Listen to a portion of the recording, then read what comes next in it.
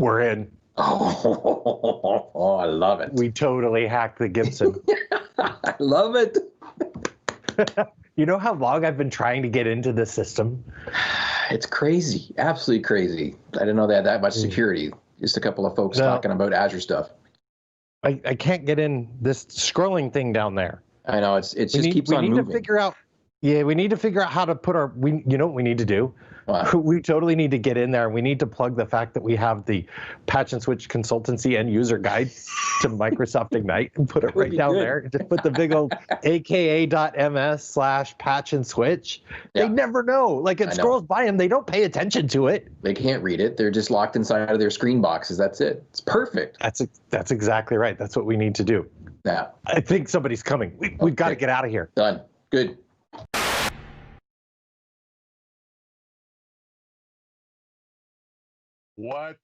Hello, everybody. Welcome back to AZ Update. I'm your host, Anthony Bartolo, and joined by Thomas Maurer. Thomas, how's it going? Going fantastic. However, I have no idea what that just was. Somebody let the senior citizens out of the home again. Like they somehow tripped over some cords and gained access to our broadcast, which was hilarious.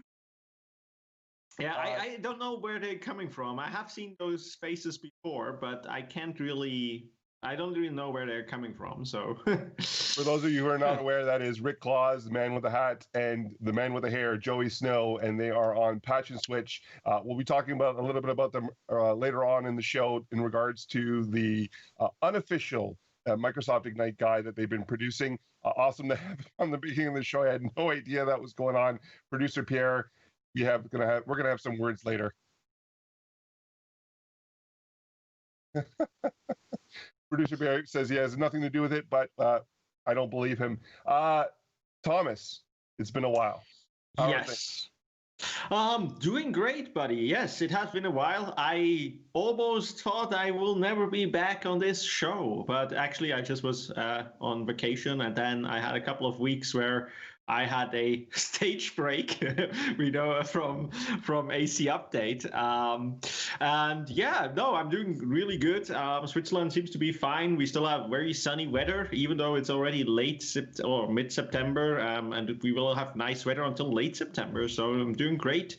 I'm a little bit upset because the Surface Duo came out this week in the US, and you can see I still have my normal phone here, so definitely need to talk to someone in the Surface team there. So how are you doing? Oh, busy. It's been a whole slew of things that are going on in regards to Microsoft Ignite and preparing content and preparing meetings. But really quickly, I wanted to talk about the requirement or the need to take a break. We have all been in this situation with human malware for the last little while, last 5 months. And, people joke that, we blended from March up till now. And the situation that we are in right now is that we're working a lot more because we're working from home and we're always connected and we're always, doing our thing. Want to make sure that, people address the fact that you need to take time off. I know, Thomas, you took some time off. Last week, we didn't have the show to observe Labor Day, which is something that they have in North America. But it is important to step away. It is important to take that break. We hear the term IT hero a lot. And that means that, people in the IT department are going above and beyond to do things on behalf of the organizations that they support. And they're not taking time for themselves. And then when burnout happens, nobody's to cover them and they're blamed for, downfall or stepping away. You've got to prepare. You have to take time to yourself. You have to step away sometimes just to recuperate, just to reset yourself. Highly recommended. Don't burn yourself out. Make sure you do accomplish that. And then, Thomas, that's why it was great. You were able to take some time. I was able to take some time. Even producer Pierre stepped away for a bit, and it was seamless. The show kept going on. Lives will still happen. Your organization will still be supported, but you need to reset and take care of yourselves as well. Yeah, absolutely. I completely agree with that. And I think one of our teammates, Sonia Kaff, has a great session about this. And I think she did that at a couple of Ignites we already had, so you definitely can find a recording about topics like this. And as you mentioned, now I think for a lot of people now it's a very stressful time with the whole back to school, right? So if you're an IT pro in education, you probably have your hands full, but also if you're a parent, you probably also have your hands full preparing IT stuff as well. And yeah, it absolutely. The show must go on, right? And I'm happy that I still see a lot of the people in this in the chat, right? So I'm super happy about that. That no one is gone. Everything seems to be there. As Andrew, Richard, and many others. Also, some of our show hijackers are joined. So no, really love that to be back here. And apparently, Patch and Switch has also hacked our news ticker, thinking that we wouldn't notice that the news ticker has been hacked. Man, I guess they're desperate for viewers. I think that, they're seeing our, audience grow, which is awesome. And thank you to all that are joining us in the chat rooms to have open conversations. We'd love to do that during the show. I'm guessing they're trying to siphon our viewers, and that's fine. We want to make sure that everybody is connected and everybody gains the information that's most important to them. So definitely check out Patch and Switch if you have a chance. But we also obviously welcome you to the AZ Update show. Thomas, should we start out with the news? Absolutely, we should, because that is what we are all about, news around Azure and what's going on this week. And we have a couple of very interesting things this week, right? Even though we are right before Microsoft Ignite, and we'll talk about that later, but yep. There are more news, obviously, always at the large Microsoft conference. But we already have some pretty good news this week as well. Oh, 100%. So let's get started with our first item. The ability to migrate to Azure Availability Zones is not new, but using the server migration tool to specify zones, if you needed to localize in terms of your resources or your efforts in regards to services that you're now migrating to Azure, you do have the ability to do that now using the Azure Migrate tool. This is huge because when you're planning your deployment for your VMs and pushing them to specific geos as required, you would push it to your subscription and then assign the availability zones. Now you can do it directly from the tool itself. So if there's a requirement in terms of access of a SQL database that's required, and it's not on Azure SQL, but it would be running inside of a VM, you can actually push it out to a specific availability zone. And the same SLA is in play for the availability zone when you're deploying this resource, all pushed out through the Azure Migrate tool. Yeah, no, that is again something a lot of customers are waiting for, because since we have these concept of availability zones, this is something customers really want to leverage, right? And then so that the other services like Azure Migrate are starting to support that is a very, very key factor there. And I really appreciate the work the team did there. Speaking of availability and things like that, we also have some news when it comes around storage. And we covered that in the show before, but now when it was going to preview, but now we can talk about it because it's now general availability for Azure Blob Storage Object Replication. And I know that many of the customers have been waiting for this. It allows you basically to replicate objects from one account to another. So this has then multiple advantages, as you can see here on the screen. You can, for example, reduce latency. So depending on if you build a like Azure accounts in multiple regions, for example, and your website is a global website or your application is global, you can then say, hey, okay, my application works with that object, stores it in a storage account, but at the same time, it then gets asynchronously replicated to another storage account, probably in another region. And then you can do there, like, for example, I have another website which is closer to the user accessing that as an example. Or you can also do, obviously, it also helps like in terms of efficiency, right? So you can upload it somewhere to one account, do some work on it, and then move it to another account and replicate it to another account. So there are many, many optimizations going on when you look at this, where you can use that. And again, it's not just the whole account, right? It's really on, as you can see, block blobs itself. So I can really take care of that and make sure that we can replicate these settings. So again, if you want to know more about this, you can find it on our IT Ops Talk blog. You can find the links also in the description on our YouTube channel, etc. and in the IT Ops Talk blog post from today. So that is really exciting, I think. It's interesting, right? It's based on the feedback that's been provided by, those that are using Microsoft services. We've transformed digitally over the last 5 months, 2 years worth of digital transformation. And based on the feedback that you were providing, we're adding these services in terms of availability and resiliency to ensure that, when you're working remotely, when you're working from your home, you still have this capability of connectivity. You still have this capability of accessing the information that matters to you most. So from the perspective of, either using availability zones, or in this scenario here, replication of Azure Blob blocks, the ability to have it localized in your geo to ensure that there's no latency in access to any information that's most important to you, it's a huge thing. It's the availability of access to information as required without latency, and the ability to access it on whatever device you want securely. Yep, absolutely. I mean, and again, these are features which, especially if you do create modern applications as well, if you transform as you mentioned, as you transform your application, you probably want to make use of these of blob storage, right? And so that is definitely a help, letting it do from the platform. Speaking of that, maybe this is something new, which I know that you're going to talk about something which is probably more IT pro related, like from a traditional point of view, and something, to be honest, which I wish it's going to be really, really great, because I don't know a person who had more issues with printer than I had. So I'm sure this is exciting. Thank you for the segue to the next news item. It's universal print integration with Microsoft Endpoint Manager is now available. This is huge. A lot of people online have been talking about this on social. It's the ability to push out the profiles for printers, allowing users to add these printers to their profiles without the requirement of downloading any drivers on their machines. Print administrators can even allow for assignment of attributes to a geo, so either via GPS or adding the attributes directly to the printers itself to push out via Endpoint Manager for the assignment of these printers.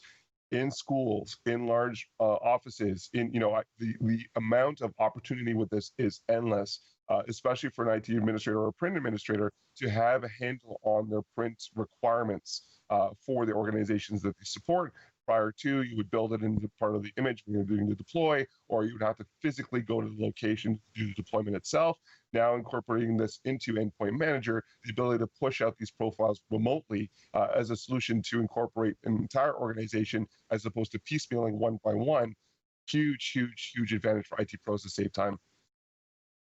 Yeah, I think this is really like next level printing stuff, right?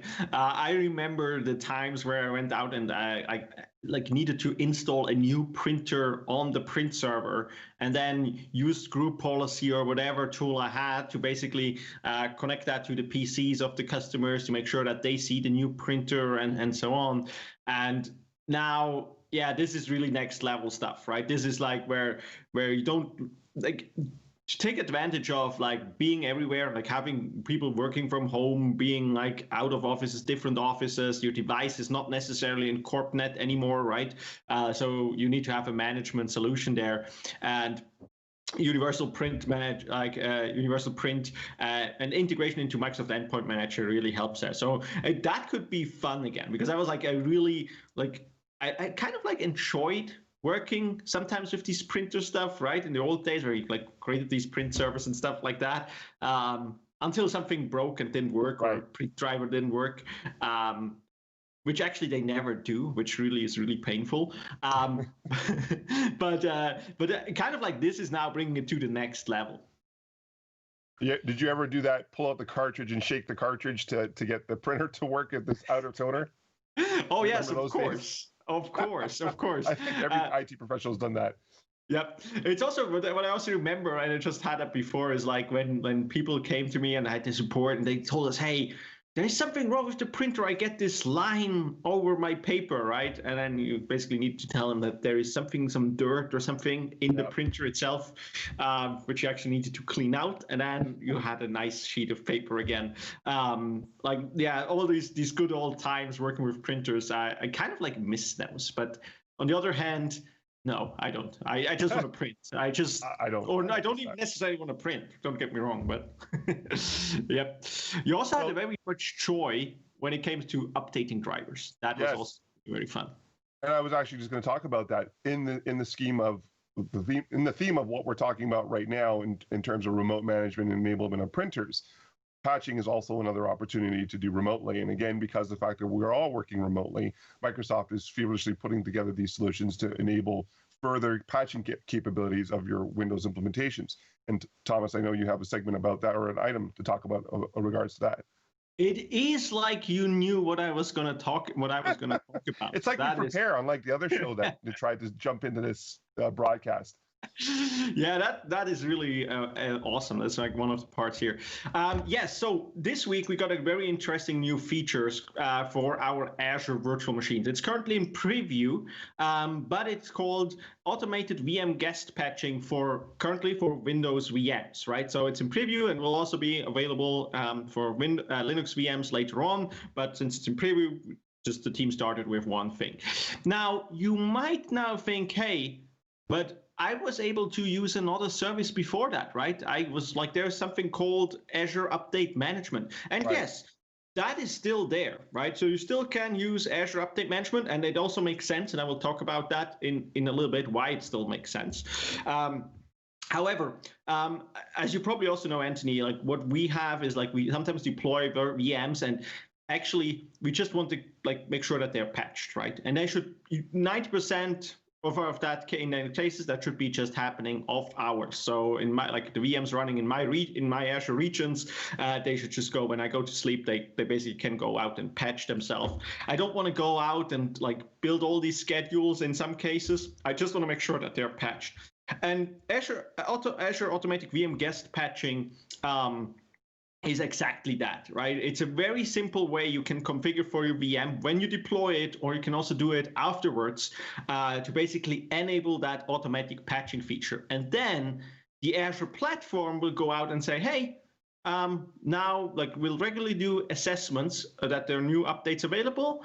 And then as soon as you go to kind of like the off hours in that region, the Azure platform will trigger the installation of these updates and then make sure that the server gets rebooted. And so next day you come on, your server has restarted and is patched with the latest updates, right? Very, very simple. It's basically just like two commands you can enable there. It's working over the Azure VM extensions.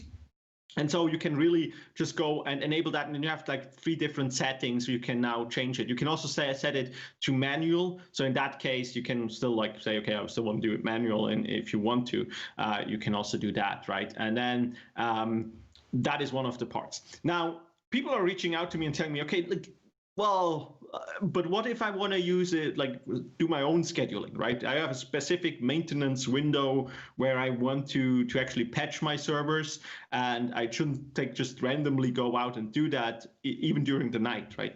And so that is exactly where Azure Update Management comes in, right? That is where you have much more control over it, and you can use and configure that. You can also select and group different VMs, so they get like, you can have like your group A of VMs of servers. They can be patched like on Tuesdays, and then you can do your second group of servers, for example, your domain controller 2, that would then be patched on Thursdays, right? So you can do all kinds of that. You can also include updates. You can basically go out and also say, okay, which kind of updates you want to install. With the automatic VM guest patching, you basically just get the critical updates. We also have some information on that. You can exactly read what's going on. But again, it's very simple to configure. However, you don't have that much functionality. If you need more functionality, you go out and try Azure Update Management. And that's important, right? You have the ability of selection of tools. If this does not meet your needs in terms of patch management, then you do have other functionality and other services that you can capitalize on to ensure that you have that ability to patch as required or based on your organization's needs. Which is awesome. I love this because the fact that it provides that entryway in terms of patch management directly on creation of the VMs itself and the scheduling of when the patches are to occur in a most unintrusive way. again, if you require further on capabilities and scheduling, then there are other services available. But what's great is, again, Microsoft is listening to all of you in regards to the services that are required. And so services like this, when they become available or when they're in preview, it's really, really, really important to go out and provide your feedback in terms of what you liked, what you don't like, and what you'd like to see changed. Yeah, absolutely. And also think about like different scenarios, right? When we talk about the cloud, it's all about speed and agility and all of that. And so we also have now VMs which only live for like 2, 3, 4, 5 days, right? And maybe they don't hit one of your pre-configured maintenance windows, but there are still patches, and it's still important to patch those VMs. And so with that, you can just say when you deploy a VM, and then automatic patching is enabled, it will patch during the day. You don't need to worry during the night. You don't need to worry about it. And then when you delete the VM, it's just gone. And there's nothing you need to think about okay, that VM is now deployed, so I need to put it there. So that is really a good, interesting feature. What I also want to mention, by the way, which still a lot of people don't know, if you look at Azure Update Management, which provides you with much more capabilities for your patching your Azure VMs, you can also extend that to your on-premises VMs or even servers running at other cloud providers, right? This is really like your hybrid server management patching for solution. It also can be combined with Azure Arc. So as you can see, I'm very much excited about that. You're a big advocate for Azure Arc, so that's awesome to hear about that. Let's continue on with the news.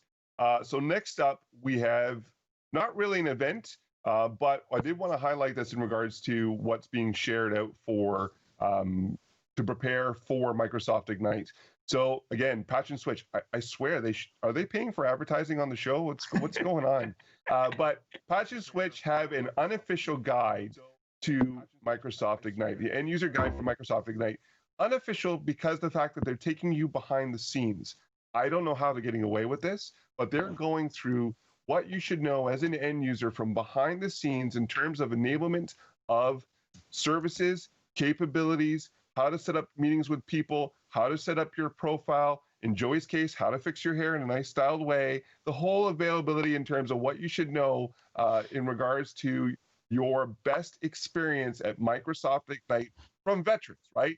Joey and Rick are a little bit older than us, and so they've been around for a lot longer in terms of Microsoft Ignite, and they have the ins and outs in terms of capabilities or what you should look for when doing your Microsoft Ignite implementation or Microsoft Ignite attendance for the show to get the most out of it. Implementation. We're not implementing Microsoft Ignite services. Really cool that you have videos available to actually walk you through how do you set up your profile? Why would you set up your profile page? How do you set up your calendar? The connection zone, an interview with Anna Chu, who runs the community at Microsoft Ignite. And these videos will continuously be produced and be shared on IT Ops Talk. So do look for Rick Claus's post, the Patch and Switch unofficial end user guide to Microsoft Ignite, and it'll continuously evolve in terms of offering that's there. Pretty cool, hey Thomas? Yes, absolutely. I loved these unofficial end user guides. I really love when they showed us to like that, and I was like, okay, this is great. And I think one of them, I'm not sure if they really published that one, but there was one like to get a better conference experience and kind of like really get like the feeling of these in-person conferences back, is like how you actually can slow down your Wi-Fi connection so you can actually get this crappy conference Wi-Fi you usually get at these large conferences, just to make it feel more like Microsoft Ignite, right? So I found that one really good. Up with the snacks video. So what snacks you should have on hand when you're attending certain sessions. So if you're attending a session from a specific speaker, you'll need these types of snacks. Or if you're attending on this subject matter, you'll need these type of snacks. In all seriousness, though, it's awesome that they put this together to share behind the scenes and how to really capitalize on your Microsoft Ignite experience. The beauty of this, though, is that we're in a new age of conferences and the fact that everything is online. So them taking this into consideration and incorporating that into what they're sharing, huge benefit for all. So check that out on itopstalk.com. And of course, while you're there, you can actually go and register for Microsoft Ignite. That's up and available. As of yesterday, they've actually released the profile page as well. So you can actually go in and fill out your profile. a lot of people, say, well, why would I want to do that? Why would I want to fill up my profile? That's important. If you want to connect, the biggest thing for Microsoft Ignite for me specifically is the networking that I do, meeting with product managers, the meeting with, all of you while we're at the event, because especially now, because of the fact that we're not going to be able to do that in person, it's more important than ever to fill out your profile, to fill out what your interests are. So the fact that you can actually connect online and still have that networking experience that we would have in the hallways at the convention center for Microsoft Ignite. Thomas, your thoughts on that? Yeah, absolutely. I can't wait really for Microsoft Ignite. I'm really excited. I know that our team is also involved in many, many great things which are happening. I know that the product teams are going to share some really great things. And I love that already the community is very passionate about it. And as you mentioned, building these connections is great. I think that is, as you said, one of the most important parts, which I was the most worried when we go out to doing virtual events, is these conversations you have, right? You walk through the expo hall and you meet someone you have seen, from online, or you meet him at every year at Ignite. This is really what we're going to miss. And so that is why you should also go out and register to get this whole experience of Microsoft Ignite. And again, really looking forward to that. Also keep out look for a blog post where we will show what our team is doing at Microsoft Ignite, where you can actually find our sessions and our parts. Really looking forward, and hope everyone who is watching this video is going to join this year. So last but not least, our Microsoft Learn module of the week, because we're all back to school, back to work, September is upon us. Deploying Windows Update in Microsoft 365 is something that our audience has asked for in terms of support, how to do it step by step. This module is awesome because it's a hands-on module, gives you the capability of updating Windows devices via on Microsoft 365.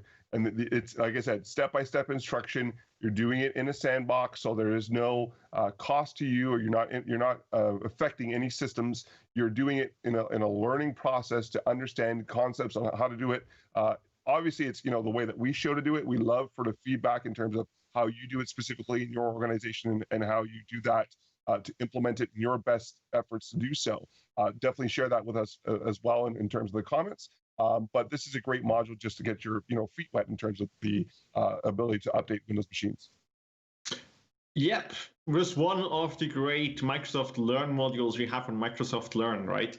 There are many, many others available as well. So for those who haven't checked out Microsoft Learn, that's just what Anthony just highlighted. And it's free. You don't need an Azure subscription. You don't need any of that. You don't need a credit card or anything. You just basically log in with your Microsoft account, and you can go out and fill out or walk through the different modules and learning paths depending on what you want to do, right? There are many, many modules, but we have a filter where you can select and say, hey, I'm a IT administrator, or I'm a data engineer, and it will show you the recommended modules and learning paths for you.